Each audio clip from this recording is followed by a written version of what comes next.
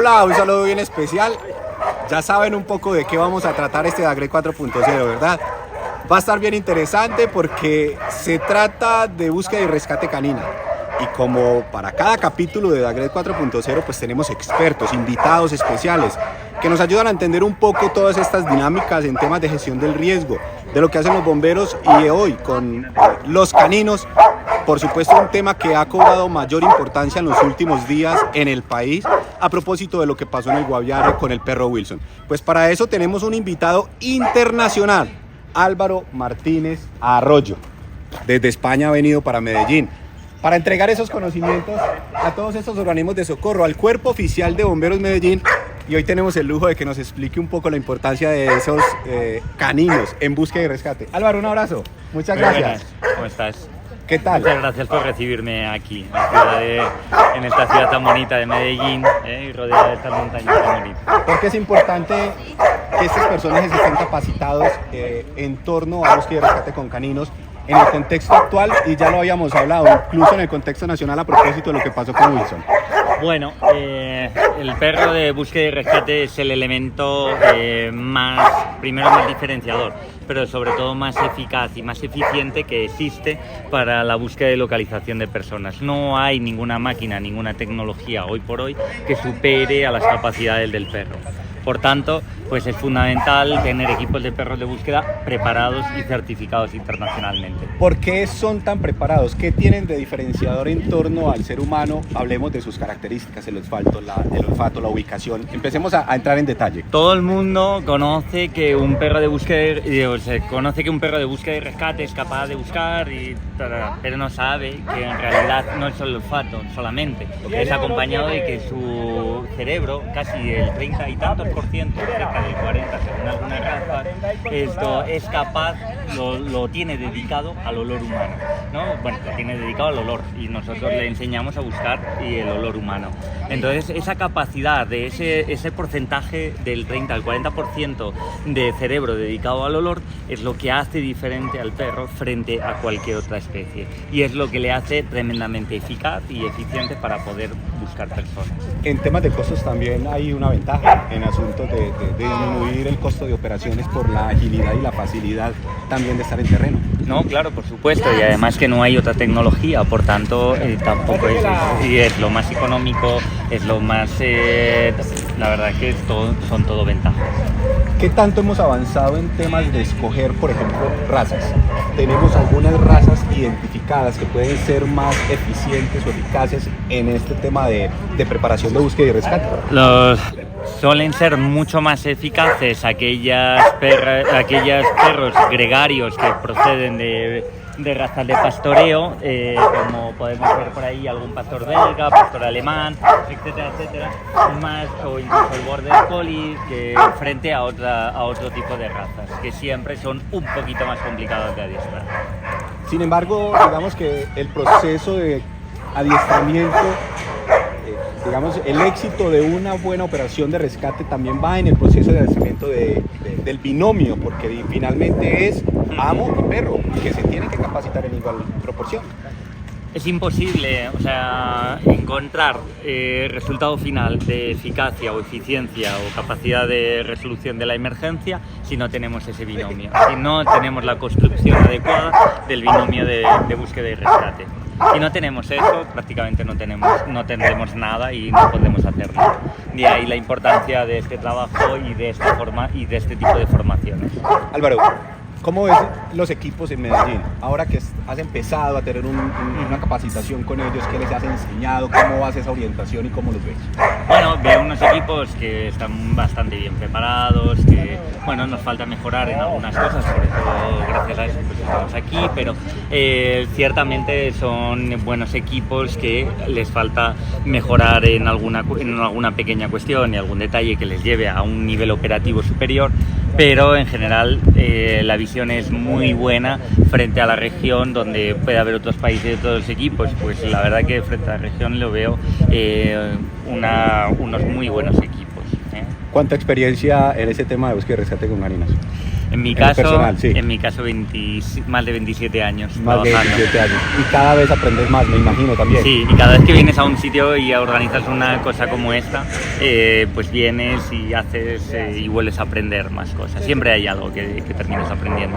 Desde España siguieron el caso Wilson con la avioneta del Guaviare, un poco conocen Sí. el caso, ¿cómo lo ves? Lo vemos, bueno, lo hemos seguido, o sea, España es un país hermano y con lo cual pues seguimos la actualidad de todo lo que ocurre en la región, especialmente en Colombia, con el que nos une mucho, ¿no?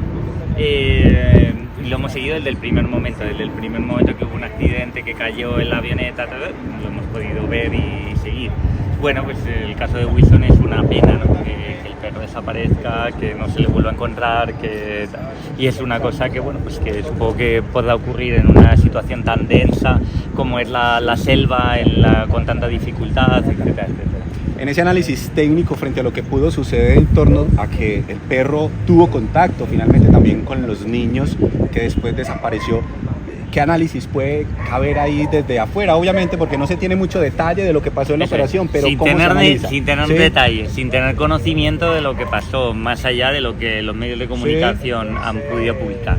Mi loca teoría es: el perro toma contacto con los niños. Como los niños están en movimiento, el perro no decide no ladrar, por tanto los militares en ese momento pierden el contacto. Además que los perros tienden a alejarse en una selva en la que es fácil que la densidad gires en un momento y ya no veas algo que está a escasa 100 metros, pero claro, dentro de la selva es imposible.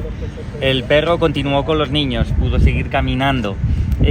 Hay un momento en el que los niños, evidentemente, por supervivencia ya no se ocupan del perro, se ocupan de ellos, y por tanto en esa ocupación de ellos el perro ya necesita agua, necesita comer, y entonces se despide y se separan. Yo creo que esta es mi loca teoría.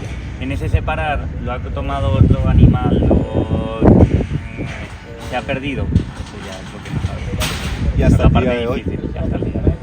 ¿Qué tan importante veíamos teorías en torno a que si el amo no estaba en el lugar de las operaciones, el perro no volvía a regresar? Pues es muy... que la selva es un sitio tremendamente complejo, ¿no? Entonces pueden entrar 1000 factores. Además, lo que le enseñamos al perro es a señalizar personas que están inmóviles o quietas en el lugar. Los niños están en movimiento, eso al perro le despista. ¿Qué ha pasado a partir de ahí? Les ha acompañado porque él sabe que es un perro de rescate y va a continuar con ellos, caminando. Pero ¿cuánto tiempo? ¿Cuánto lo hizo? ¿Cómo lo hizo? Lo que no sabemos.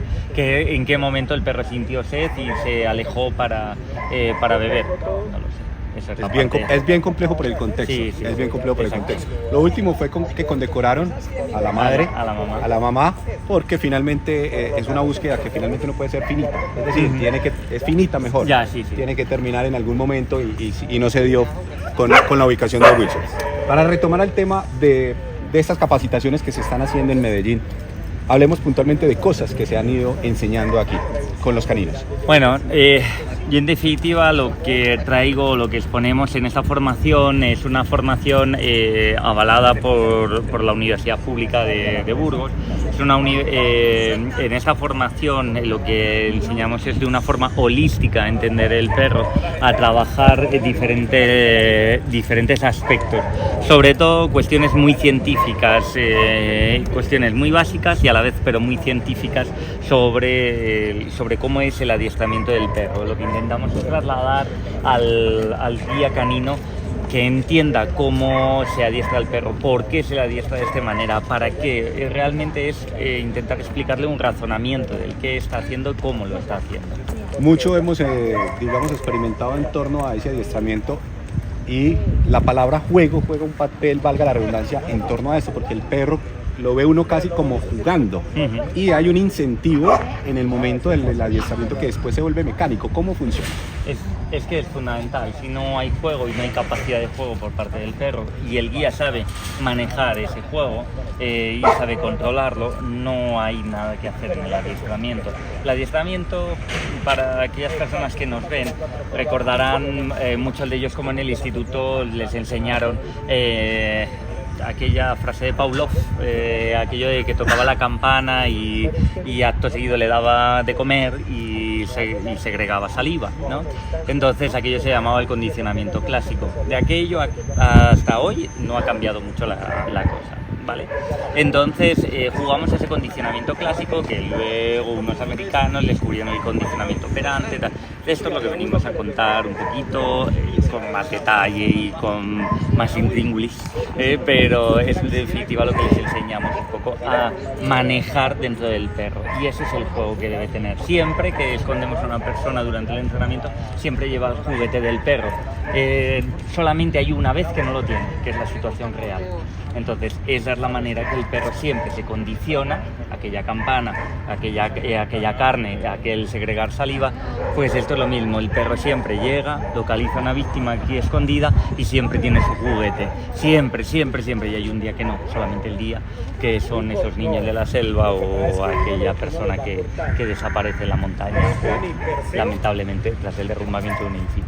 Álvaro, para ir cerrando el tema, en búsqueda y rescate con caninos, ¿hay situaciones o contextos más favorables que otros? ¿En qué contextos se utilizan más, por ejemplo, esa búsqueda y rescate canina? ¿O es en general? Es en general, pero principalmente personas, yo no sé todavía en Medellín cómo tenéis, pero nosotros que somos uno de los países más envejecidos del mundo, junto con Japón e Italia. Hablamos de España. Sí, en el caso de España, ¿sí? tenemos un índice de personas muy mayores que caminan, se ponen a caminar producto de su enfermedad neurodegenerativa, llámese Alzheimer o cualquier otra de ese tipo, les lleva a caminar y se desorientan. Entonces esa es la mayor parte de nuestro trabajo, suele ser el buscar a las personas perdidas. Puede ser algún montañero, puede ser algún senderista, puede ser el derrumbamiento de un edificio tras la explosión por gas, etcétera, etcétera. Todo ese tipo de situaciones es en las que debe intervenir un equipo de perros. Un deslizamiento del terreno tras una lluvia, pues todo ese tipo de situaciones son las que estamos enfrentando. Es mucho lo que vemos aquí en Medellín, que estamos rodeados por montañas, que a partir de, por ejemplo, de temporadas de lluvia, se genera mucho movimiento en masa. Ahí es clave el perro para poder identificar esas personas con vida. Claro, eso es fundamental, pero sobre todo ten en cuenta que Tagrave en este caso está haciendo un gran esfuerzo de planificación, de prevención y de previsión. Parte de los 5 pilares fundamentales de la protección civil: previsión, prevención y planificación. Y esta es una de las partes que estamos haciendo, esa previsión, esa prevención, creando un perro que es capaz de localizar a una persona y sobre todo la intervención posterior. Álvaro, te agradezco mucho estos minutos. Muchas gracias, ha sido un placer. Ahí tienen los alumnos que te están esperando. Sí. Y por supuesto, además del Cuerpo Oficial de Bomberos con su especialidad de caninos, vemos allí diferentes organismos de socorro que tienen también esta especialidad, que se están capacitando gracias a un esfuerzo de la Administración Distrital, del DAGRED, para generar mayor conocimiento. Y como lo decía Álvaro, es un asunto de prevención. Finalmente esto redunda en la prevención. Esto es DAGRED 4.0, esperamos que sea de su agrado. Por supuesto, síganos en nuestras redes sociales, DAGRED Medellín, y esté atento a todos estos detalles que les vamos a ir contando con temas diversos y de su interés. Un abrazo, hasta una próxima oportunidad.